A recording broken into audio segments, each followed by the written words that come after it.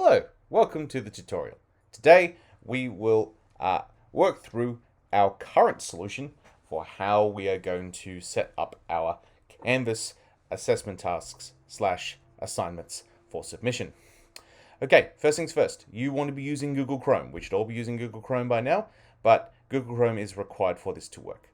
Second step, if you want to go full version with this, you're going to come over here to this little puzzle piece. You're going to go there.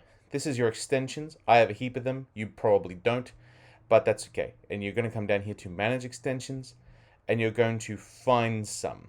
Now, you might need to open the Chrome Web Store down here to go and find the extension, but the extension that you're looking for is one called Revision History. Now, at the moment, it's free. We're hoping it remains free, or at the very least, its base functionality remains free. The reason for this is this allows us to see the version history of a Google document really, really in a really detailed way, so that we can detect if we suspect that outside help has been used, particularly through AI. We should be able to gather data using revision history. Once that is installed and enabled, then, first things first, I know I have the Canvas dashboard up at the moment, but I'm now going to go to Google Docs. Oh look, it's automatically taking me to one of my things. Let's instead create a new document. And I want to make sure I'm logged into my school account, which I am, which is great. And you can see that if I've got this extension installed, I'll have this kind of beige banner up the top. It gives me some details, and also I can get more through a slide out panel here. We'll have a look at that a little bit later. But of course, we want to name our document example for tutorial. Okay. And then we are going to create in this Google Doc the proforma, or the template that our students will use to submit the task. Now, we can just leave it blank. It's fine if we want to do that. Or, as I like to do for my classes, I'm going to effectively port the worksheet in here. So, question 1. What color is the sky? Great. And if you're anything like me, I then make it really clear where they're going to submit that answer by putting a one-cell table down there so they can answer in the box. Fine. That's all well and good. All right.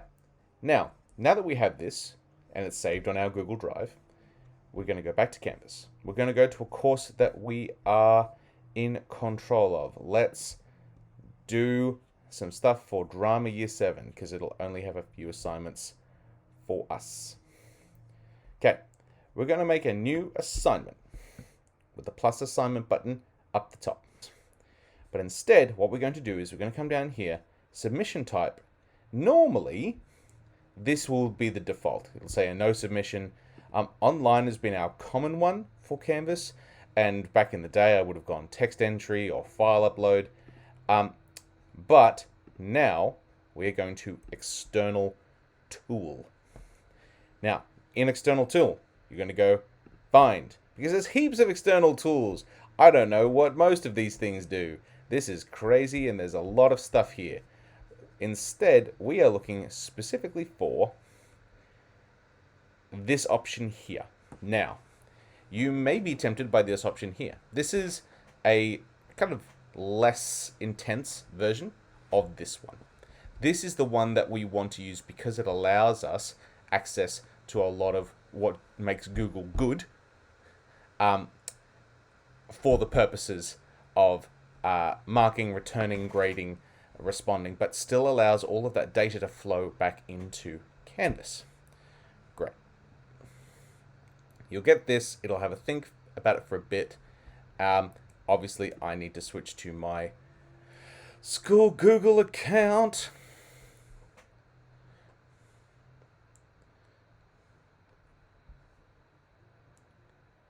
Excellent. Okay. So, this is what our first page looks like. Yep. We want to keep this on Google Assignments, and we can attach a rubric eventually. Yep, down here. What we want to do is first attach, which will open up my Google Drive. And you can see I have my example for tutorial here to add. Great. Each student will get a copy of this. Fantastic.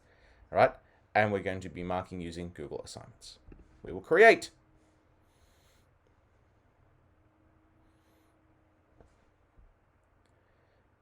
Great. Select. Perfect. Unlimited. Assigned to everyone. I'll freak my year 7s out, but that's okay. We can set points here. Yeah, whatever. Let's set 20 out of that and mark display as points. Lovely. Save and publish.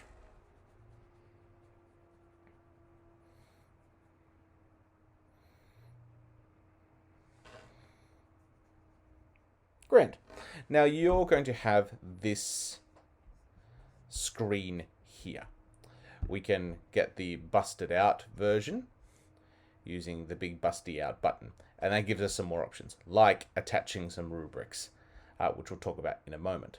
Down here, you'll be able to see which students have access to the file and have clicked the submit button. Yeah, and so you'll get some students popping up here with submissions. You can then click on those to see what they've done. Hopefully, our extension will tell you some additional data as to how that has been completed. And then you can return tasks. You can add notes if you want to go through a drafting process, or we can go directly to marking. Let's see an example of one that has already been set up. I'm going to pop this out. Boop. We're done with the example as of now. All right, here's some students that I tested this with. Great. So let's just have a look at someone who has just submitted. This is Evie Richardson. I sent out a Google Doc, very similar to what you saw me make before.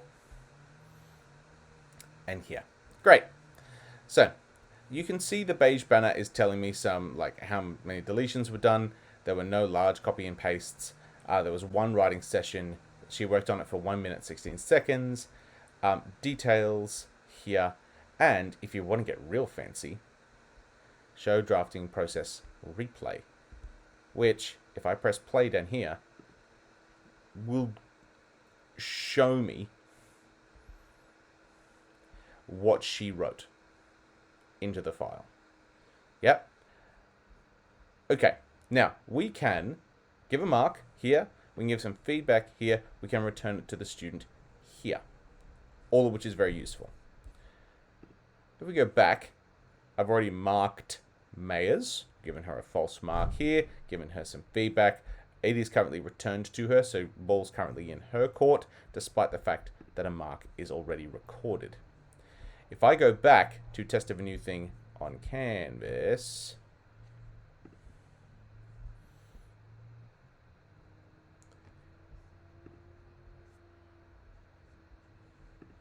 May Hewitt's 17, which was entered on Google, has been brought over.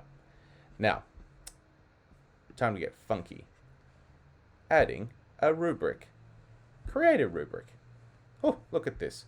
So we can set criteria name, description, points required, level, title, and description. We can add in a number of levels.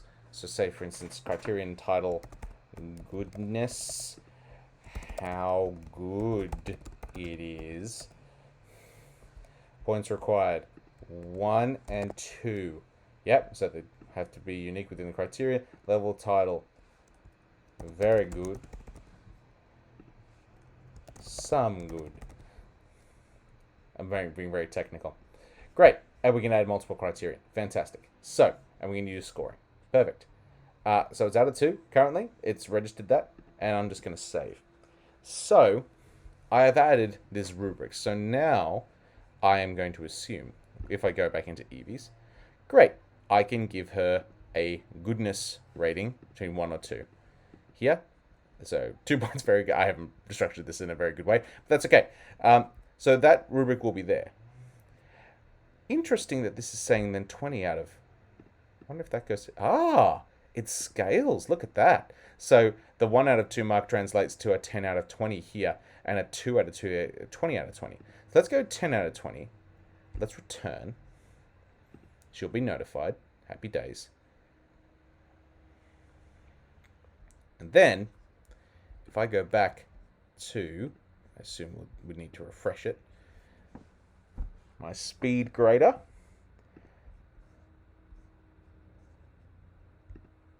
Aha, has been given a 10 out of 20. And the viewing of rubric, yeah, that's a different one I've set earlier in Canvas. So that hasn't fully transmitted over. But that's okay. So we can see all of that there. So currently, that's my understanding of how we set up these tasks. The advantage this provides is we can see not only how a student has gone about constructing things here, but we also get access to things like constant returning, going back and forth between drafts. So not only does the student log on just to see their comment and take that away, it sends out a ping, a reminder, which is fine. We get some funky screens here, and it means that we can send out the specific Google Doc that we want submitted. The fact that they're working in Google Docs keeps it live, and we can access even, say for instance, with Abby Mead, even though the fact this says it's missing, which is interesting, I can still access their work in real time. So long as they have clicked the button, I only got these students to click the button for my test of a new thing, we can access their work as they're going at any time. Yep, we can do things via sections as well. We can return en masse. There's a couple of useful systems in here to speed things through. Cool. So that is the current state of play.